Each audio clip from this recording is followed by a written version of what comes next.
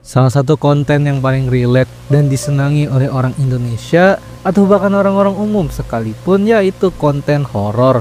Dimana konten-konten seperti 7 penampakan wajah hitam, storytelling tentang kasus pembunuhan, sampai ke menceritakan pengalaman-pengalaman horor subscribers benar-benar sangat menakutkan. Tapi anehnya, walaupun menakutkan, konten horor ternyata cukup membuat kecanduan. Terbukti dengan banyaknya views yang didapatkan oleh semua konten-konten horor di YouTube terutama di Indonesia.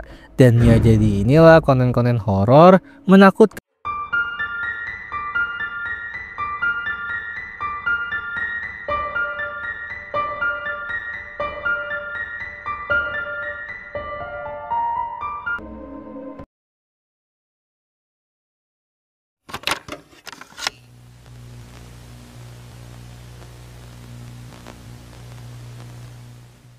Konten horor sendiri nyatanya nggak cuma mencakup konten-konten yang isinya itu tentang hal goib semua.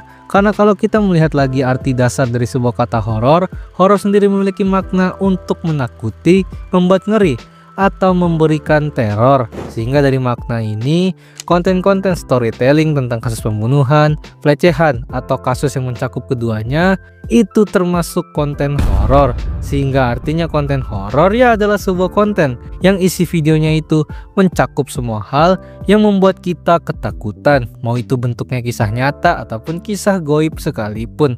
Dimana kalau kita ngomongin horor sendiri, sepertinya sudah tidak bisa dipungkiri lagi kalau orang Indonesia atau bahkan orang-orang luar negeri pun pasti sangat menyukai hal-hal yang berbau horor ini. Terbukti dengan jika kita melihat industri hiburan seperti film misalnya, film horor selalu menjadi menu andalan buat masyarakat kita di bioskop ataupun platform streaming film. Karena memang pada dasarnya seperti yang gue jelasin di video ini, orang Indonesia menyukai hal-hal horor karena merasa relate akibat dari culture di Indonesia yang identik dan dekat dengan hal mistis. Sehingga walaupun menakutkan, horor menjadi asupan konten yang benar-benar seru aja bagi masyarakat kita.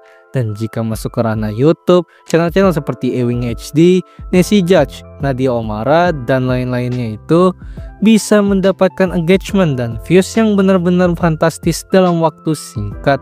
Dan sebelum memasuki rahasia yang membuat konten atau hiburan horor menjadi adiktif bagi orang-orang Indonesia, secara umum sebenarnya konten-konten horor juga tidak akan berhasil jika hanya mengandalkan horornya aja. Konten horor yang berhasil adalah konten horor yang dibalut dengan skill storytellingnya yang berkelas. Channel yang gue sebutkan tadi tidak bisa dipungkiri, skill storytellingnya benar-benar bagus banget karena bisa menceritakan sebuah hal menjadi sangat-sangat menarik. Ibarat topik horor aja udah menarik, tapi ini makin ditambah menarik lagi akibat skill storytelling yang digunakan si konten kreator. Storytelling sendiri memang pada dasarnya merupakan sebuah teknik ampuh untuk membangun retensi penonton yang tinggi, atau ya berapa banyaknya orang yang menonton videonya sampai habis. Dan dari storytelling ini semuanya sesimpel kita tinggal mempermainkan intonasi nada kita, memainkan kata-kata kita, dan menggunakan emosi ketika sedang bercerita, dan membuat seolah-olah kita mensugesti penonton agar masuk ke dalam ceritanya. Dan juga storytelling yang baik di era digital ini tentu harus diberikan visual, entah itu bentuk video ataupun audio yang mendukung tentunya.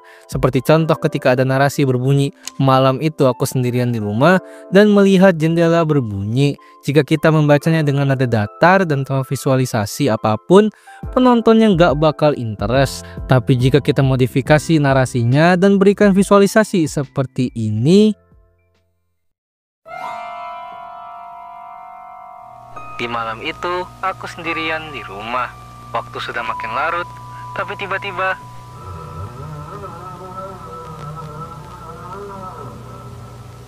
aku mendengar jendela yang berbunyi." Tentu potongan tadi akan lebih menarik dan membuat penonton lebih ingin mendengarkannya sampai habis. Yang akhirnya kunci berhasilnya konten horor tentu saja adalah pada skill storytelling si konten kreator. Tapi seperti yang gue bilang tadi, itu ya alasan umum, karena nyatanya yang membuat orang-orang makin candu dengan konten horor di YouTube adalah karena pada dasarnya semua manusia, apalagi orang-orang Indonesia, sangat menyukai hal yang menyeramkan.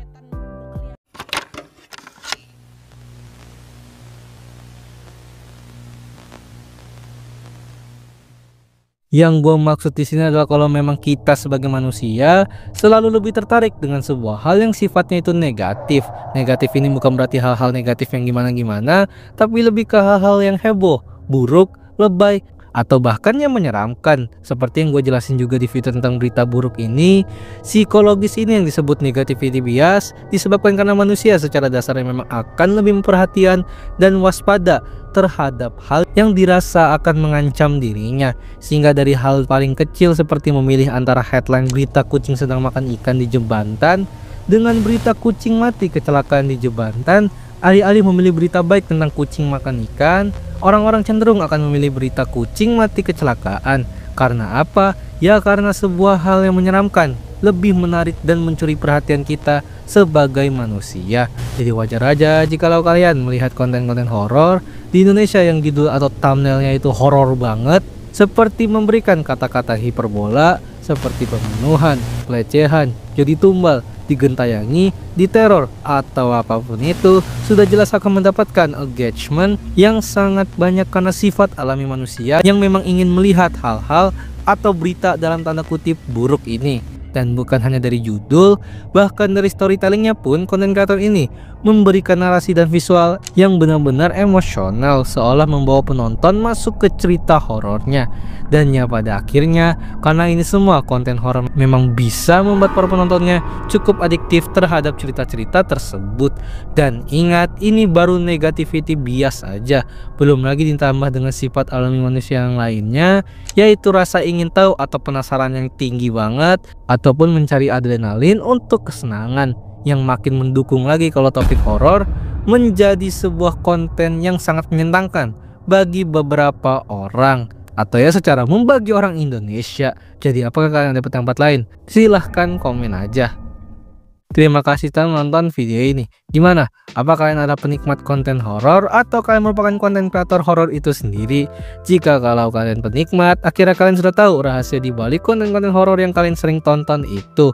Atau jika kalian sudah konten kreator horor, kalian akhirnya tahu rahasia untuk cara mendapatkan perhatian para audiens untuk menonton konten horor kalian. Dan jika kalian ingin memulai konten-konten horor seperti yang gue bilangin, bisa banget buat cek link shopping di bawah. Jadi, kira-kira YouTube culture apa lagi yang bisa gue bahas di segmen ini? Bisa banget buat request di kolom komen.